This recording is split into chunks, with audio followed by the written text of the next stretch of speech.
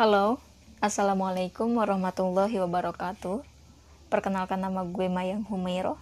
Ini adalah podcast pertama gue, dan pada podcast kali ini gue ingin membahas tentang sebuah penyakit yang katanya didiagnosis tidak dapat disembuhkan. Penyakit yang dimana saat ini lagi banyak diperbincangkan oleh orang lain. Namun bukan penyakit COVID-19.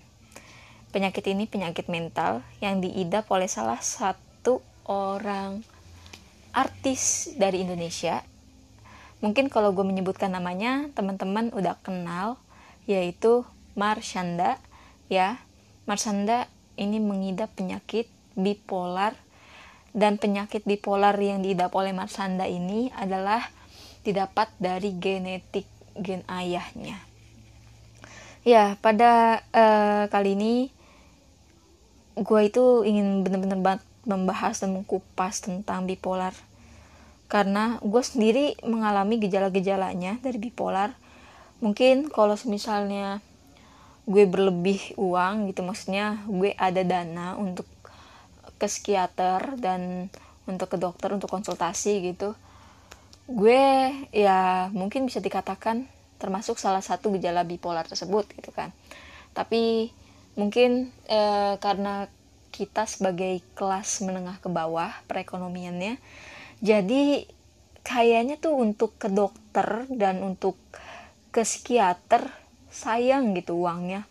Mending kalau gue dipakai buat bayar kuliah gitu kan. Kalau kayak kelas Marshanda ya sekelas artis dan sekelas menengah ke atas perekonomiannya, it's okay, dia mau treatment berapa kali pun gak masalah gitu ya kan. Tapi karena mereka itu ada dana, ada biaya. Kalau aja di psikiater di cover sama BPJS ya kan, tapi kan gak di cover sama BPJS, gimana mau di cover yang BPJS aja terkadang masih diperlambat ya kan, apalagi yang psikiater penyakit mental ini. Tapi bahaya juga sih loh penyakit bipolar ini. Yang lebih parahnya itu benar-benar bisa sampai dia ini mengakhiri hidupnya. Itu yang gue teliti dan itu pun pernah gue rasakan, benar-benar pernah gue rasakan ya. So gue akan membahas gimana sih yang paling penting ya caranya kita ketika kita sudah mengalami gejala-gejala bipolar tersebut, terus kita mentreatmentnya tanpa ke dokter dan tanpa ke psikiater. Oke, pada podcast ini gue akan ceritakan detail yang gue rasakan tentang bipolar ini. Oke, ya sedikit gambaran tentang penyakit bipolar. Mungkin teman-teman semua udah tahu apa itu penyakit bipolar. Ya, penyakit bipolar ini semacam gangguan mental, yaitu kondisi kesehatan mental seseorang yang menyebabkan perubahan suasana hatinya lebih ekstrim daripada biasanya. Terus perubahan suasana hati ini mencakup emosi yang sangat tertinggi. Yaitu dia terkadang sangat senang, disebut dengan fase manik atau hipomanik. Kalau untuk hipomanik ini fasenya lebih rendah, jadi levelnya nggak terlalu tinggi lah gitu. Dan dia juga mengalami emosi terendah yang disebut dengan depresi atau sangat murung. Mungkin sebagian orang kayaknya atau hampir semua orang pernah merasakan ya, dia merasakan senang, dia merasakan bahagia. Tapi yang membedakan itu seperti ini, kita ambil aja seperti garis netral dan up dan juga level down. Up kita pakai untuk fase manik dan down kita pakai untuk fase depresinya, atau up senang, down itu kesedihan. Kalau orang biasa atau orang normal yang tidak mengidap penyakit bipolar, jadi dia ini fasenya, gelombangnya nih, ketika dia senang kita hitungkan saja levelnya. Untuk kesenangan 1-10 dan untuk kesedihan juga levelnya 1-10. Level kesenangan orang biasa atau orang yang normal itu kisaran 1-10 itu adalah 5. Jadi dia senang, tapi dia tidak lupa dengan yang di bawah. Terus setelah dia mengalami kesenangan, dia mengalami kesedihan. Kesedihannya pun tidak begitu murung, dia hanya sampai di level 4. Terus dia senang lagi di level 3, dia turun lagi, sedih lagi, hanya di level 6 gitu. Dia terus naik lagi di level 6 kesenangannya. Itu masih wajar, normal. Tapi kalau misalnya bipolar, ini beda gelombangnya. Dia itu kesenangannya up-nya level 1 sampai 10, dia bisa sampai 10, benar-benar tinggi. Dan kesedihannya juga bisa sampai titik terendah, benar-benar sangat tinggi. Wah, ini bahaya juga ya. Kalau misalnya orang yang mengalami depresi parah bisa mengalami bipolar ini gitu. Terus apa sih gejala-gejalanya dari bipolar ini sendiri? Sebenarnya ada banyak ya gejala-gejalanya yang gue baca-baca gitu, yang gue cari tahu tentang bipolar itu sendiri. Dan ini ada beberapa yang menyangkuti diri gue dan gue alamin. Ya, gejalanya ya gue rangkum aja nih. Pertama itu terkadang mudah marah. Ya, sensitif. Jadi mudah disinggung, mudah marah ya. Seperti itulah orang bipolar. Terus juga sering gelisah. Ketika misalnya dia suruh presentasi, dia langsung berdebar jantungnya. Duk. Kalau orang normal bisa mengatasi itu. Tapi kalau orang bipolar tidak bisa. Dia lebih baik tunggu beberapa menit gitu untuk mengatasi itu, kecemasan yang berlebih, sampai sesak napas, sampai dan itu gue pernah merasakan. Gila juga sih ya. Pokoknya ketika dia harus tampil di depan panggung, tetapi dia memang merasa gelisah, dan itu gelisahnya sangat-sangat berlebih. Terus namun orang yang bipolar ini terkadang penuh semangatnya benar-benar sangat tinggi. Bahkan dia ini memiliki kreativitasnya yang tinggi sampai lupa untuk tidur. Nah, inilah orang yang bipolar ini gejalanya susah untuk tidur juga gitu. Bahkan dia ini saking semangatnya, dalam waktu satu hari itu mungkin 24 jam kurang cukup bagi dirinya. Dan ini pun pernah gue rasakan. Gue pernah nggak tidur selama hampir 2 hari dan benar hampir 48 jam. Dan itu oh my, gue baik-baik aja gitu loh, gue segar-segar aja gitu, sumpah. Tapi aktivitasnya itu parah. Gue juga aktivitasnya kala itu gue mau survei untuk acara gathering di kampus. Gila juga, 2 hari loh gue nggak tidur gitu. Sadis ya.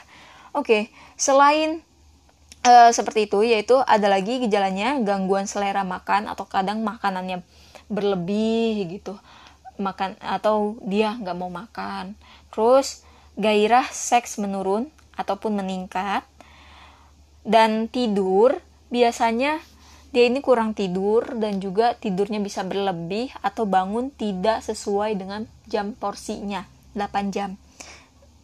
Terus orang dengan gejala bipolar ini yaitu sering menghambur-hamburkan uang nggak jelas, yang dimana ya dia beli sesuai keinginannya aja gitu. Apalagi kalau misalnya memang punya uang, ya dia beli ini ya karena memang udah dorongan dari otaknya seperti itu. Oke. Lanjut. Menyeramkan juga sih, unik tapi menyeramkan dari penyakit ini ya. Gejalanya yaitu yang lainnya mudah putus asa. Ya, penyakit bipolar ini dia benar-benar karena depresi dia putus asa. Bahkan ketika dia putus asa, dia sampai ingin bunuh diri. Gila ya. Ini gila sih. Benar-benar putus asa, ya udahlah. Gue daripada hidup gini-gini terus, gue daripada hidup dibayangin dengan trauma gue yang dulu, gue gini-gini terus, masalahnya gak pernah kelar, gue udah akhirin hidup gue aja deh, lebih tenang hidup gue. So, gue pernah mengalami itu sob. Gue pernah di fase itu. Mungkin sebagian orang yang mendengar podcast gue, mereka pun, kalian pun mungkin pernah merasakan itu. Dan itu gak gampang ngelawannya loh. Gila, susah. Ya, lanjut gejalanya. Yaitu rendah diri dan terkadang tidak percaya diri. Ya, introvert lah salah satunya ya. Sebenarnya dia orang yang bisa, tapi kayaknya untuk bersosialisasi keluar tuh kurang percaya diri gitu sama dirinya sendiri, introvert. Oke, lanjut. Dan sering mendengar bisikan yang tidak didengar oleh orang lain. Dan itu gue pernah alamin juga, sob. Gue saat itu, kalau bisikan-bisikan sih ya kayaknya udah lama, tapi di 2019 kemarin tuh lebih sering, dimana gue lagi sholat pun itu bener-bener ngegremeng gitu di telinga gue. Ngegremeng bahasa apa lagi ya, ya pokoknya di telinga gue tuh kejelas banget lah ya, Mayang pingsan, ya bla bla bla. Tapi ketika gue menahan hawa itu gitu untuk tidak pingsan, gila rasanya berat banget. Oke, sumpah ya, dari bipolar ini amazing, penyakit yang sedikit unik. Nah, setelah kita mengetahui gejala-gejalanya, tadi kan kita udah tahu bipolar itu apa, terus perbedaannya dengan orang normal itu seperti apa sih emosinya, dan juga gejala-gejalanya seperti apa. Nah, ini penyebabnya, yaitu ada faktor genetik, ada juga faktor fisiologis, ada faktor lingkungan, dan ada faktor obat-obatan dan minuman. Ya, kalau faktor genetik udah jelas ya, faktor dari orang tua atau dari ya keturunan-keturunan kita yang lainnya. Kalau faktor orang tua, misalnya orang tua tunggal, salah satu dari orang tua kita mengidap penyakit bipolar, maka kemungkinan besar seorang anak mengidap penyakit bipolar itu adalah 15-30%. Kalau semisalnya kedua orang tuanya mengidap penyakit bipolar, kemungkinan besar yaitu anaknya mengidap bipolar 35% sampai 50% sampai 75%. Angka yang cukup besar juga ya kan. Nah, kalau semisal Marsanda itu sendiri, dia mengaku bahwa dia itu keturunan. Jadi bipolar yang ia idap itu keturunan dari ayahnya. Iya, lanjut. Dari faktor pertama tadi adalah genetik, faktor kedua adalah fisiologis, yang dimana ini yaitu ada dua sistem yang mempengaruhinya, yaitu sistem neurochemistry dan mood disorders, yang dimana itu ketidakadanya seimbangan cairan di dalam otak. Cairannya ada 3, yaitu neuropinephrine, dopamin, dan juga serotonin. Terus pada sistem neuroendokrin, yaitu dia adanya kelebihan tingkat hormon adrenokortikal atau yang disebut kortisol yang lebih melampaui batas daripada biasanya. Dan faktor lingkungan biasanya itu bullying, terus faktornya lain depresi, masalah, terus traumatik akan kejadian sesuatu hal, dan lain sebagainya.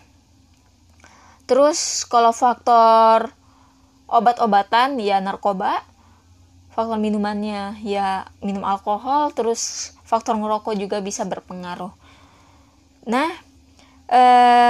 kalau semisalnya kita sudah mengetahui gejala-gejalanya, karena kita keterbatasan biaya untuk konsultasi ke dokter dan juga ke psikiater, ini cara yang gue lakukan, cara yang benar-benar gue lakukan ya, treatment yang benar-benar gue lakukan sehingga gue bisa meminimalisir.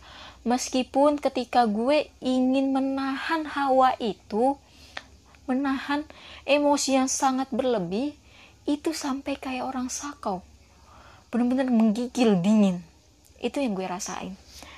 Nah, yang pertama treatmentnya itu gue selalu terapi pikiran. Terapi pikirannya yaitu dengan cara gue mendengar suara aliran air mengalir.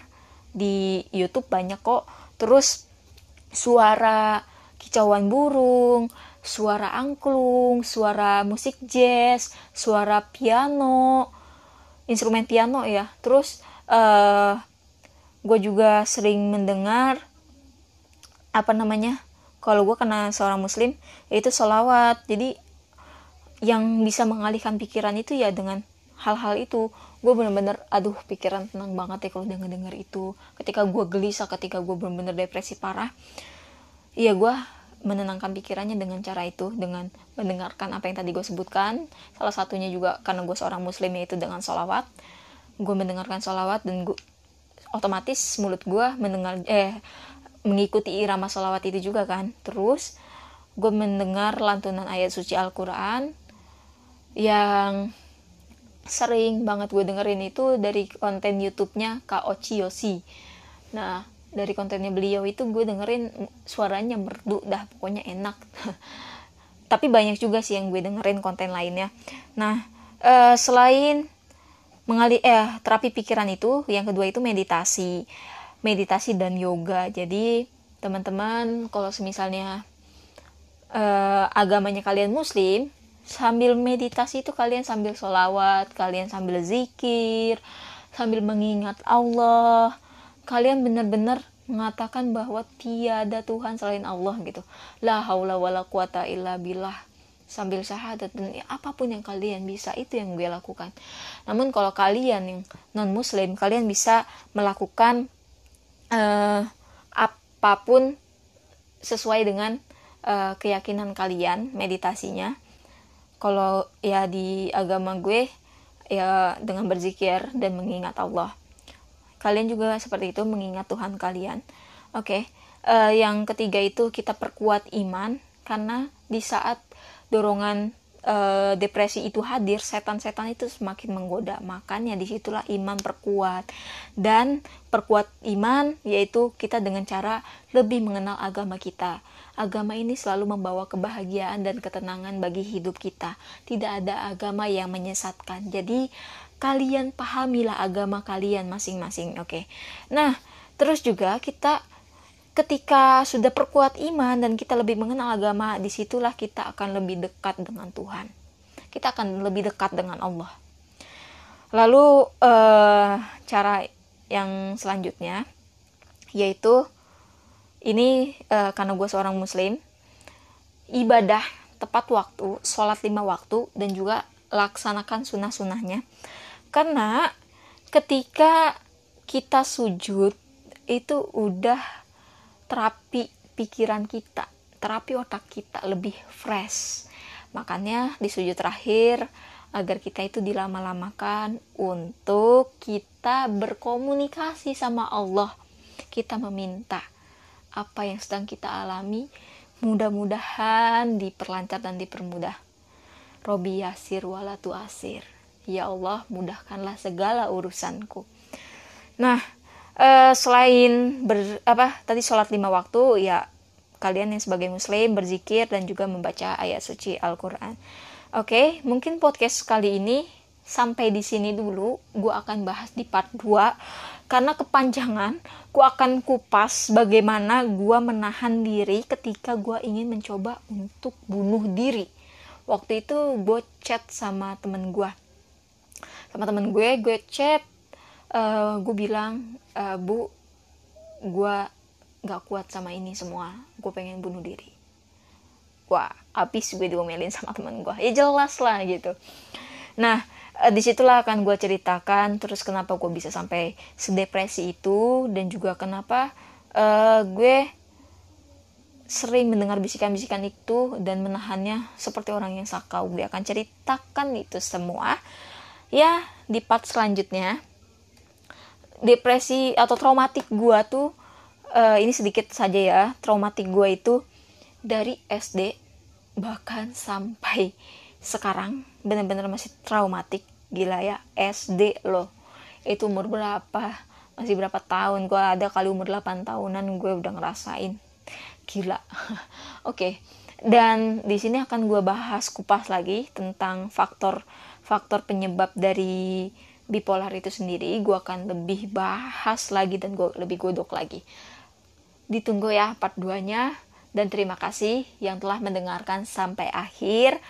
Gue minta maaf apabila ada kesalahan dari podcast gue kali ini, dan apabila ada menyinggung teman-teman. Gue tidak bermaksud, gue hanya ingin menyampaikan apa yang ada di benak gue, apa yang ada di pikiran gue. Ya, So, semoga kalian terhibur dan semoga ini bermanfaat. Kurang lebihnya gue mohon maaf. Wassalamualaikum warahmatullahi wabarakatuh.